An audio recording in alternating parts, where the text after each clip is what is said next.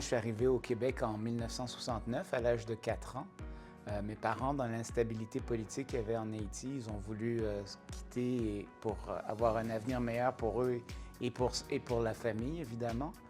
Et pour moi, ben, par où commencer? Le Québec m'a tout donné. J'ai été très chanceux. Quand je suis arrivé à l'âge de 4 ans, j'ai eu l'opportunité d'aller en maternelle 4 ans d'ailleurs pour l'intégration. Je me suis bien intégré. On habitait au début dans le quartier Côte-des-Neiges. Mes parents n'avaient pas beaucoup d'argent au début. On habitait dans un petit appartement sur Côte-des-Neiges. Puis ensuite, à l'âge de 10 ans, j'ai déménagé à Ville-Saint-Laurent. Puis j'ai grandi à Ville-Saint-Laurent. J'avais deux choix quand j'étais jeune, deux choses que j'aimais beaucoup, les langues. Puis j'avais pensé faire de la traduction et la médecine parce qu'un des amis de mes parents était pédiatre. J'adorais ce qu'il faisait. Moi, quand j'allais chez le pédiatre, j'étais content là, d'y aller. Et c'est une des choses que je voulais faire. Et à l'école, à un moment donné, j'ai eu une rencontre avec l'orienteur. Puis il m'a dit si j'étais toi avec tes notes, j'irais plus en médecine. Puis je l'ai écouté. J'étais un peu tannant à l'école. C'était ça un peu mon problème. Je pense que j'avais si c'était aujourd'hui, on me disait que j'aurais un TDAH à l'époque. Mais j'ai développé des trucs, puis il y a beaucoup de jeunes qui leur disent toujours ça. Il y a du positif aussi là, dans la neurodiversité, puis j'ai développé des trucs. Je suis rentré à l'université, j'avais 16 ans, j'allais avoir 17 ans. J'ai fini mon cours de médecine avant d'avoir 21 ans, puis je suis rentré à Sainte-Justine comme professeur à 28 ans. Fait que je pense que de ce côté-là, mon prof de bio s'était trompé. Effectivement, j'étais à Boston, puis effectivement, déjà à l'époque, la différence du salaire était importante. Mais on a eu notre fille, notre premier enfant aux États-Unis.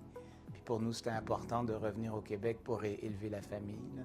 Je pense que moi, j'ai voyagé beaucoup à travers le monde, puis c'est important de dire là, que c'est au Québec qu'on est le mieux. Là. Puis pour la famille, pour la qualité de vie, la sécurité, tout ça, ça a joué un rôle dans notre décision.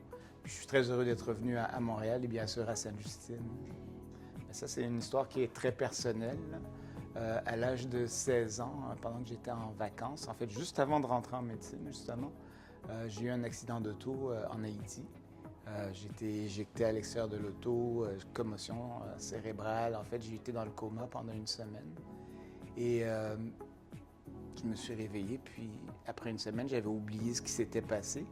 Mais ça ne m'a pas empêché d'étudier et tout ça. Puis pendant mon cours de médecine, j'aimais beaucoup la neurologie. Puis une des choses dont on nous parlait, c'était l'épilepsie après les traumatismes crâniens. Puis ça m'a toujours un peu intrigué pourquoi moi, je n'ai pas développé d'épilepsie. Et c'est ce qui m'a entraîné à aller vers la neurologie, puis plus spécifiquement l'épilepsie. Mais maintenant, avec l'évolution de la génétique, on sait que tout le monde a un seuil de convulsion, puis ceux qui ont une histoire familiale d'épilepsie peuvent développer l'épilepsie plus facilement après un traumatisme crânien. Puis moi, je suis un de ces chanceux qui n'a pas d'histoire familiale, donc malgré un traumatisme important, je n'ai jamais fait de convulsion. Mais comme on disait, quand j'étais à Épilepsie Montréal, je n'ai pas encore convulsé parce que ça peut commencer à tout âge. J'avais souvent des discussions avec notre premier ministre, M. Legault, qui voulait absolument améliorer l'éducation, puis porter plus d'importance sur l'éducation au Québec pour améliorer notre niveau de vie à tous. Puis je pense que c'est encore son motif numéro un de faire la politique. Je pense que beaucoup de nous au caucus de la CAQ, c'est ce qui nous motive aussi beaucoup.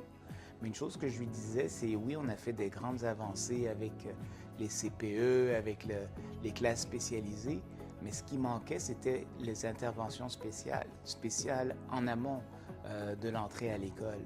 Par exemple, pour nos jeunes qui ont des problèmes d'apprentissage, quand on les découvre seulement à l'école, il est un peu trop tard pour faire une différence. On peut améliorer la situation, mais on pourra difficilement la normaliser. Ce que les études montrent bien, puis que moi je voyais tous les jours en neurologie, c'est que l'intervention la plus importante, c'est celle qui se fait avant l'âge de 5 ans. Ce soit idéalement même avant l'âge de de 3 ans. Donc c'est pour ça qu'on a bâti ensemble le programme Agir Tôt. Puis ce que m'a permis de faire de la politique, c'est non seulement déployer ce programme-là à travers le Québec, mais aussi d'ajouter la composante intervention précoce, parce qu'on a pu recruter 800 intervenants à travers le Québec, des éducateurs spécialisés, des orthophonistes, des ergothérapeutes, des physiothérapeutes, des nutritionnistes, pour faire cette intervention le plus rapidement possible. Ben moi, j'y croyais beaucoup à l'éducation. D'ailleurs, c'est pour ça que j'ai été signataire de la Coalition pour l'avenir du Québec, avant que ce soit un parti politique, le manifeste. Mais je n'étais pas très politisé et je me disais toujours que je ne comprends pas tellement la politique parce qu'ils veulent régler des problèmes complexes avec des solutions simples. Mais maintenant que j'en fais de la politique, je me rends compte que les solutions doivent être expliquées clairement et qu'on sait très bien que c'est beaucoup plus complexe, mais pour des raisons de communication, il faut dire des choses clairement et simplement. Et quand même, on change les choses petit à petit avec une vision beaucoup plus globale de la problématique que celle qu'on voit dans les médias. Mon petit-fils Nicolas est né prématurément. C'est un grand prématuré. Et il a eu la chance de bénéficier justement du programme Agir Tôt. Et aujourd'hui, il a un petit peu plus que 2 ans, puis son développement est tout à fait normal. C'est le bonheur de ma vie, là. Et je pense que le fait qu'il ait pu bénéficier d'un programme que son papy a pu mettre en place, c'est ce qu'il y a de plus beau pour moi, là, de ma vie politique.